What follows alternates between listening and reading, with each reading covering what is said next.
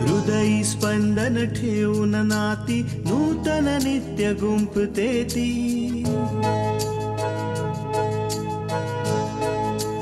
हो हृदयी स्पंदन ठेवून नाती नूतन नित्य गुंफते ती अंगणाची किरणे होऊन घरटे स्वर्णिम करते ती स्मित फुलवून अधरांवरती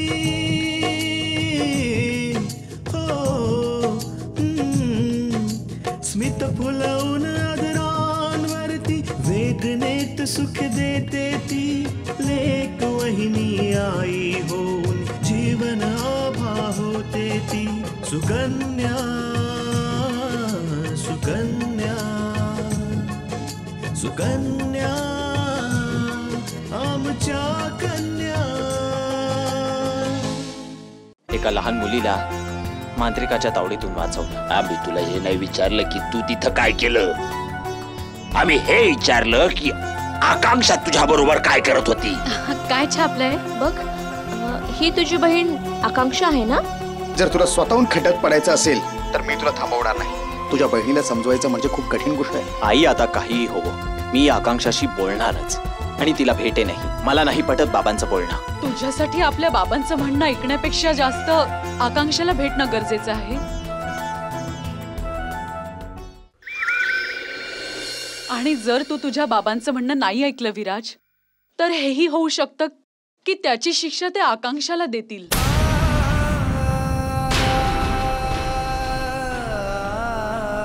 आम्ही तुम्हाला समजू शकतो विराज, पण तुझे बाबा जेव्हा शेवटचा निर्णय घेतात ना, तेव्हा सगळ्यांना त्यांच्या पुढे हार मानावी लागते। आणि आम्हाला विश्वास आहे की तुला नाही आवडणार की आकांक्षाला कुठल्या प्रकारचा त्रास व्हावा।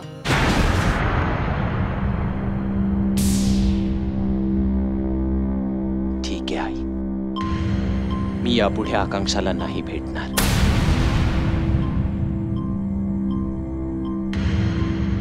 आणि तिच्याशी कधी बोलणारही नाही।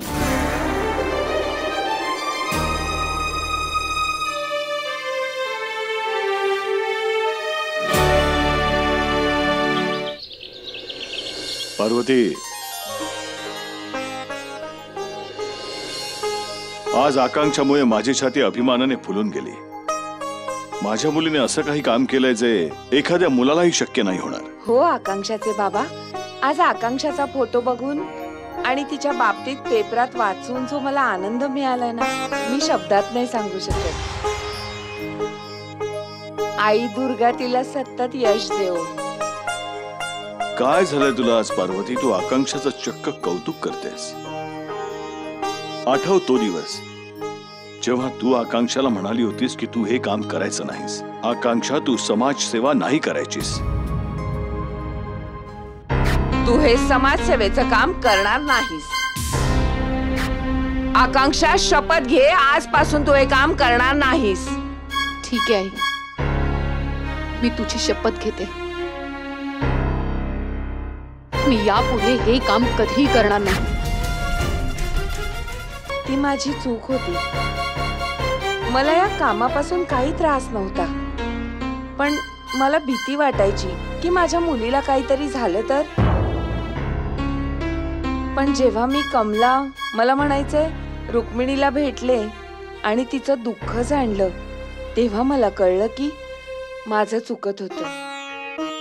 मी आकांक्षाला कधी हे काम करण्यापासून थांबवायला नको होतं।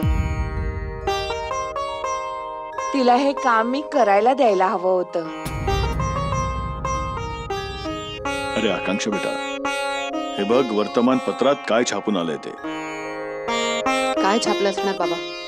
तेच ना की मी आणि विराजने मिळून एका ढोंगी मांत्रिकाच्या तावडीतून एका लहान मुलीला वाचवलं।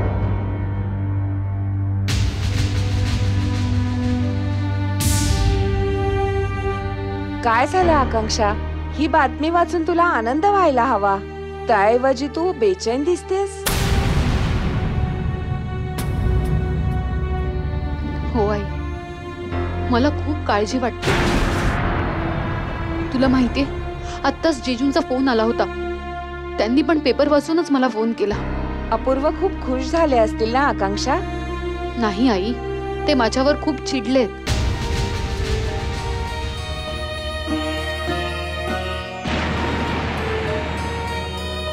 त्यांनी मला फक्त हे सांगायला फोन केला होता की मी विराज बरोबर काम कसं करू शकते, कारण त्याच्या आईने पूजा बरोबर खूप मोठा अन्याय केलाय. पण तू अपूर्वला सांगितलं नाहीस की शकुंतला ताईंची त्यात काही चूक नव्हती?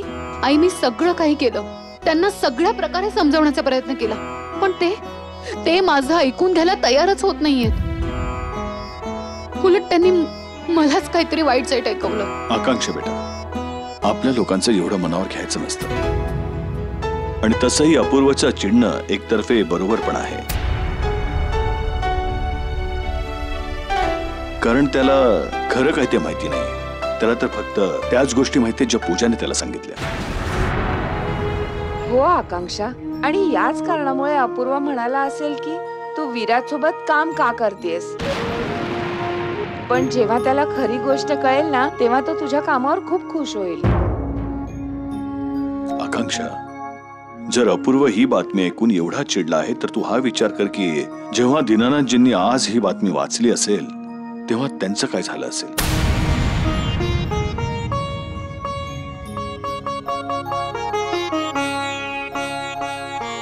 असं होऊ शकतं की ते विराजवर खूप चिडले असतील, कारण ते तर तुला स्वतःचा शत्रूच मानतात ना.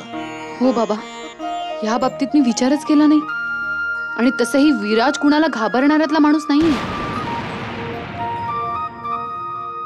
असं नको व्हायला की काहीतरी विपरीत घडेल. मला तरी वाटतं की असं काही होणार नाही. जेव्हा त्यांना कळेल की त्यांच्या मुलाने इतकं चांगलं काम केलंय तर त्यांना आनंदच होईल. नाही आई, दीनानाथजी फक्त स्वतःचा विचार करतात. कुणाचं चांगलं हो नाही तर वाईट व्हावं, त्यांना काही फरक पडत नाही. मला विराजशी बोलायलाच हवं.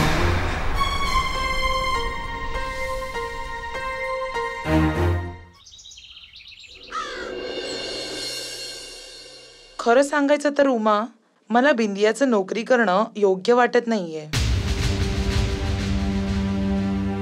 असं नाही की मुलींनी नोकरी करणं मला आवडत नाही, पण बिंदियाचं जे वय आहे त्यानुसार लग्न होणं हे जास्त योग्य आहे. कल्याणी, खरं तर मला पण हेच हवं होतं,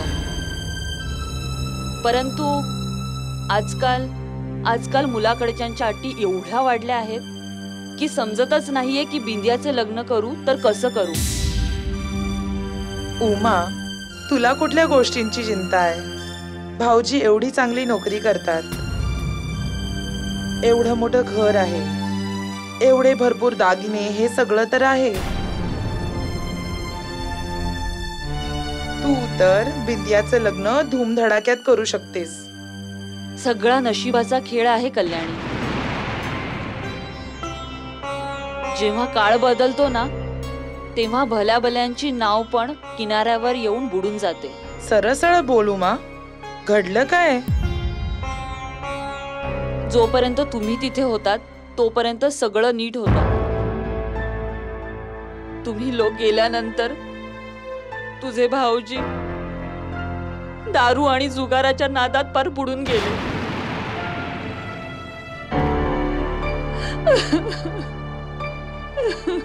हे बघ, सगळं काही उद्ध्वस्त झालं. पहिले त्यांची नोकरी गेली आणि मग घर खर्च आणि दारूच्या खर्चापायी त्यांनी माझे दागिने विकून टाकले.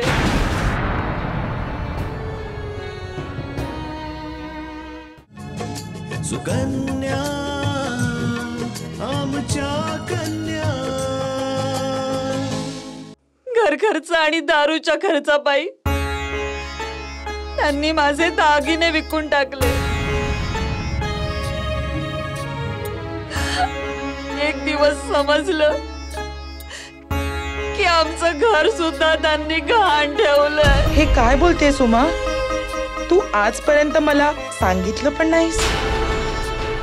विचार तर हाच केला होता की जेव्हा पूजाच्या लग्नात तुझ्या घरी येईल तेव्हा तुला सगळं काही सांगून टाकेन,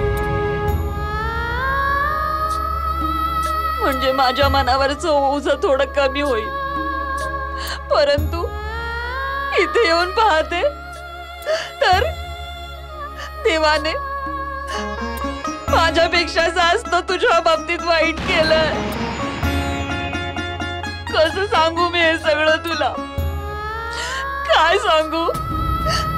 आणि आता तर मला माहित नाही की आज हे छप्पर आमच्या डोक्यावर आहे ते उद्या पण राहील की नाही.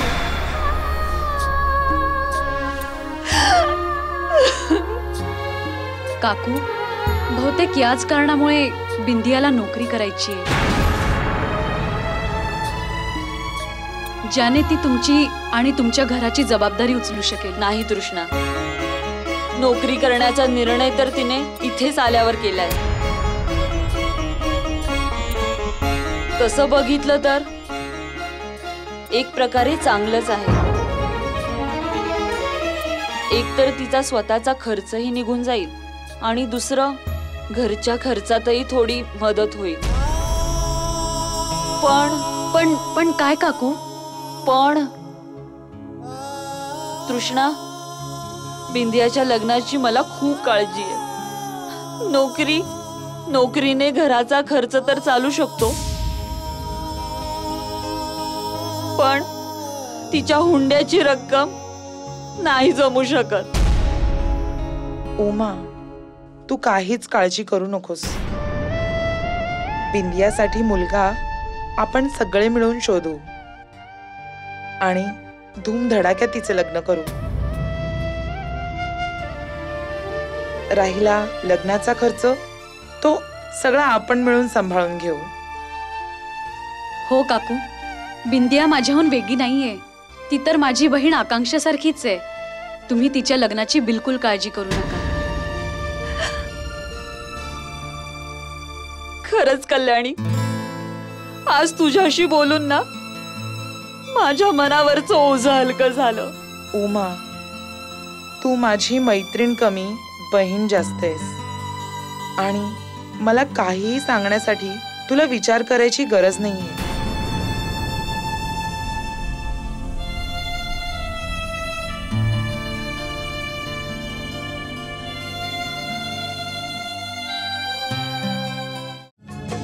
सुकन्या आमच्या कन्या.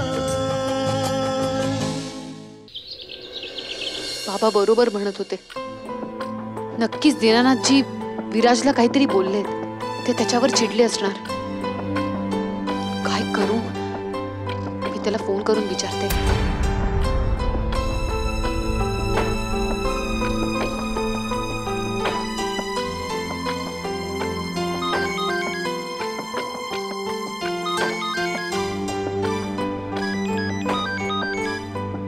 आकांक्षा, मला माफ कर, पण मी आईला वचन दिलंय की मी आता तेच करेन जे बाबा सांगतील. मी तुझ्याशी नाही बोलू शकत आणि नाही तुला कधी भेटू शकत.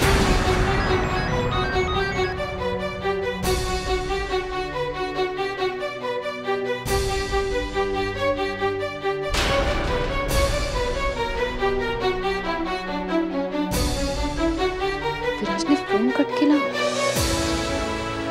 आता मला कसं कळेल की काय झालं असेल? विराजला कोणी काही बोललं असेल?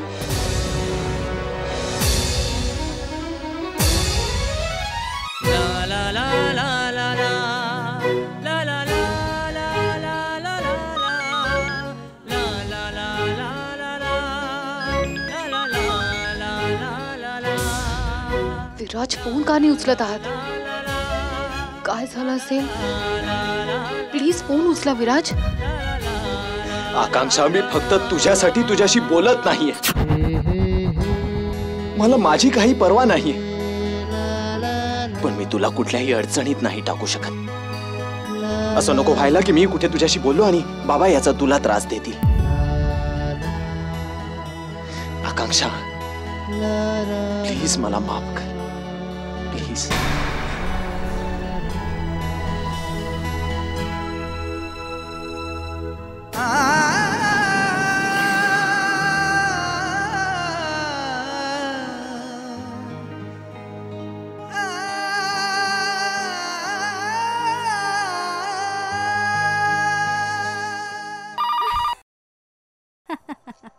येस या मिस्टर दास बोला. ठीक आहे मिस्टर दास, तुम्ही पिऊनच्या हाती पाठवून द्या, मी साईन करून ठेवतो.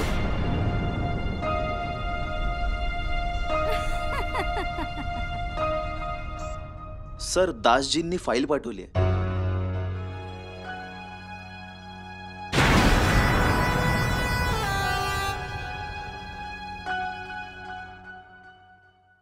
एक मिनिट अपूर्व.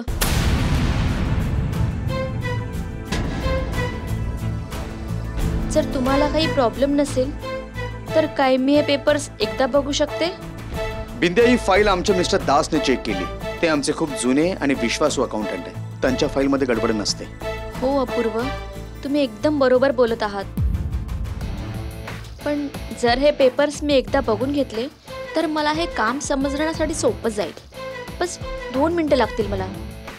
ठीक आहे.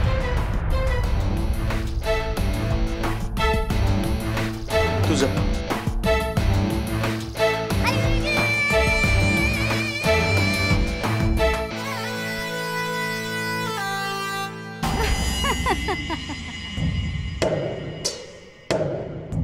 काय झालं बिंदिया, काही समजत नाहीये का? अपूर्व, हे पेपर तर मला समजत आहेत, पण एक गोष्ट मला समजत नाहीये. ती ही की एवढे मोठे अकाउंटंट असून सुद्धा एवढी मोठी चूक कशी होऊ शकते? म्हणजे तुला म्हणायचं तरी काय की या फाईलमध्ये गडबड आहे? हो अपूर्व.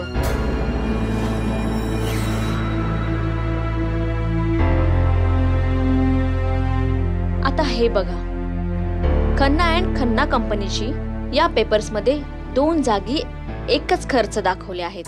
याचा अर्थ हा झाला की ते आपल्याकडून एकाच कामाचे 2-2दा पैसे घेत आहेत. आणि जर या प्रोजेक्टच्या हिशोबाने आपण अंदाज लावला तर जवळजवळ आपल्याला 15 लाख रुपयांचं नुकसान होत आहे.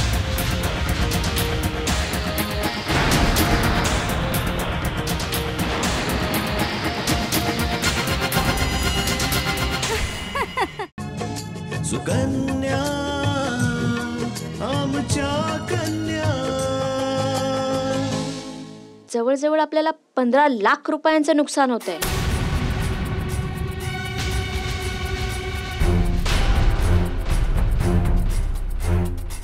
पण हे कसं होऊ शकतं बिंदिया? कारण मिस्टर दास यांना मी ही फाईल स्वतःहून चेक करायला सांगितली होती. एवढी मोठी चूक त्यांच्या हातून कशी होईल? आता अपूर्व, चूक तर झालीच आहे, आणि याच छोट्या छोट्या चुका आपल्या कंपनीच्या वर्षाच्या टर्नओव्हरच्या हिशोबात खूप मोठं नुकसान पोहोचवतात. Yes, you are right Bindiya. Hello mister Das, तुम्ही ही फाईल चेक करून पाठवली आहेत का? नाही मिस्टर दास, तुम्ही फाईल चेक नाही केली आहे. नाहीतर या फाईलमध्ये एवढी मोठी चूक आढळलीच नसती. आणि आज तुमच्या निष्काळजीपणामुळे तुम्हाला माहिती आहे कंपनीचं केवढं मोठं नुकसान झालं असतं. त्यामुळे तुमच्या हिताचं हेच राहील की तुम्ही तुमचा राजीनामा माझ्याकडे पाठवून द्या आणि या कंपनीला सोडून निघून जा. That's it mister Das.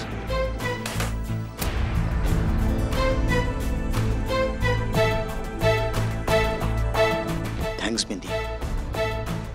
तुझ्यामुळे आज कंपनीचं खूप मोठं नुकसान होता होता वाचलं. आता थँक्स म्हणण्यासारखं काय आहे अपूर्व? हे तर माझं काम आहे. तुला एक गोष्ट सांगू बिंदिया, तुझी नजर अगदी योग्य वेळी योग्य गोष्टीवर पडली. खूप बारकी नजर आहे तुझी. आता बारकी नजर आहे म्हणून तर आहे मी इथे.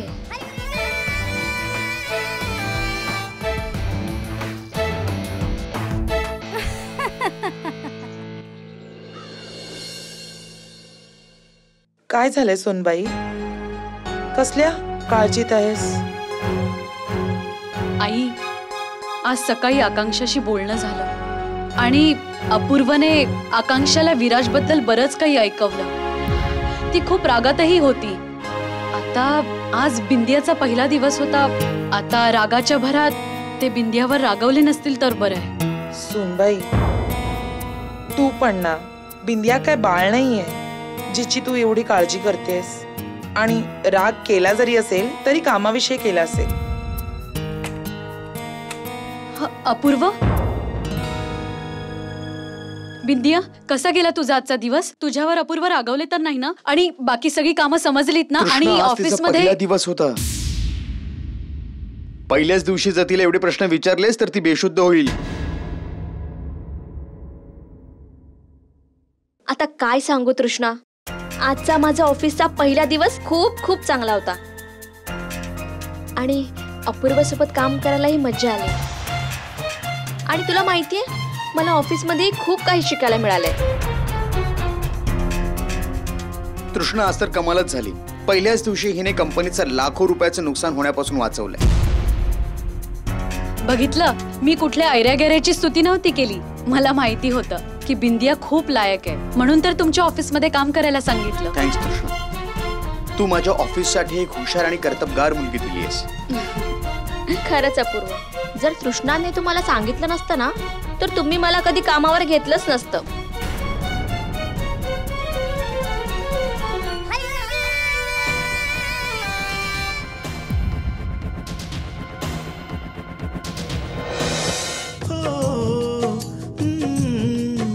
स्मित फुलवून आदरांवरती वेदनेत सुख देते ती लेक वहिनी आई होऊन जीवन आभा होते ती. सुकन्या सुकन्या सुकन्या आमच्या कन्या.